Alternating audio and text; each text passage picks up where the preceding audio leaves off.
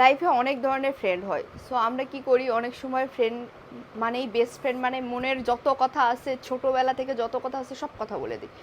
শুনেন, ফ্রেন্ড আজকে আছে, কালকে কিন্তু ফ্রেন্ড নাও থাকতে পারে, এত ভালো সম্পর্ক নাও থাকতে পারে। সো ফ্রেন্ড যতই হোক না কেন, কখনোই সব কথা বলা যাবে না। আমরা মেয়েরা সচরাচর যা করি, মেয়েরা বিশেষ করে মেয়েদের কথা সব বলে দিই, 2 দিনের বান্ধবী হলেই সব বলে দিই। এটাই করা যাবে না। আর মেয়েরাই কিন্তু বেশি এই কাজটা করে থাকে। আপনার কথাগুলো সব শুনবে, শুনে যায় এরে ওরে এভাবে বলে বলে বলে বলে সবাইকে বলে দেবে। বাট ছেলেদের ক্ষেত্রে দেখা যায় যে ওদের পেটে যদি মানে কি আর বলবো, তাও ওদের পেট দিয়ে কথা বের হবে না, বুঝছেন?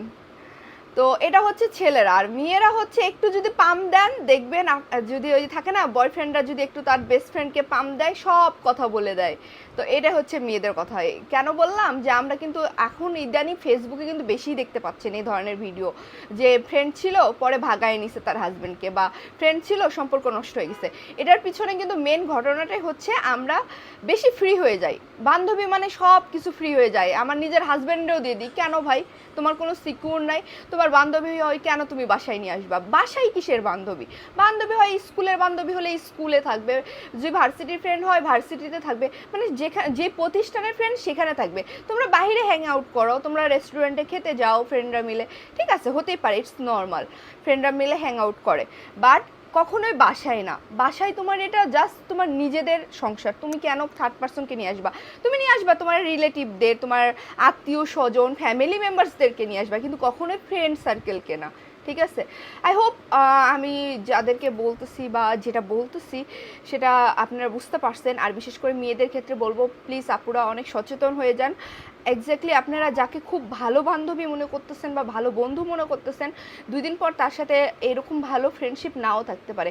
নাও থাকতে পারে বলতে থাকে না, অনেক সময় থাকে না, 1-2 বছর পরে চেঞ্জ হয়ে যায়, মেন্টালিটি চেঞ্জ হয়ে যায়, বা সিচুয়েশান চেঞ্জ হয়ে যায়, বা এমন একটা সিচুয়েশান আসলো না চাইলেও আপনি তার সাথে ফ্রেন্ডশিপ রাখতে পারতেছেন না। সো সেই ক্ষেত্রে আপনার এই যে এতগুলো কথা আপনি তার সাথে শেয়ার করছেন, সেগুলো যদি বলে দেয় আপনি কি ফেস করবেন? সো এই ক্ষেত্রে এটাই বলবো যে আপনারা এখনও সময় আছে, সচেতন হয়ে যান। এই ধরনের ফ্রেন্ড কখনোই বানাবেন না যার মানে যে আপনার ক্ষতি করতে পারে। ফ্রেন্ড থাকবে, নর্মাল ফ্রেন্ড থাকবে, এত ঘনিষ্ঠ ফ্রেন্ড হওয়ার কখনোই দরকার নাই। লাইফে সবচেয়ে যদি কাছের ফ্রেন্ড বানাতে চান, নিজের বাবা মাকে বানান। তারপরে যদি সেকেন্ডলি কেউ থেকে থাকে, হাজব্যান্ড ওয়াইফ দুজন ফ্রেন্ড হবেন। আর এভাবেই ফ্রেন্ড সার্কেল তৈরি করবেন। বাহিরের ফ্রেন্ড সার্কেল এত মানে ঘনিষ্ঠ হওয়ার দরকার নাই। বাহিরের যেটা বোঝাতে চাচ্ছি, আপনার কিন্তু প্রবলেম ফেস করবেন।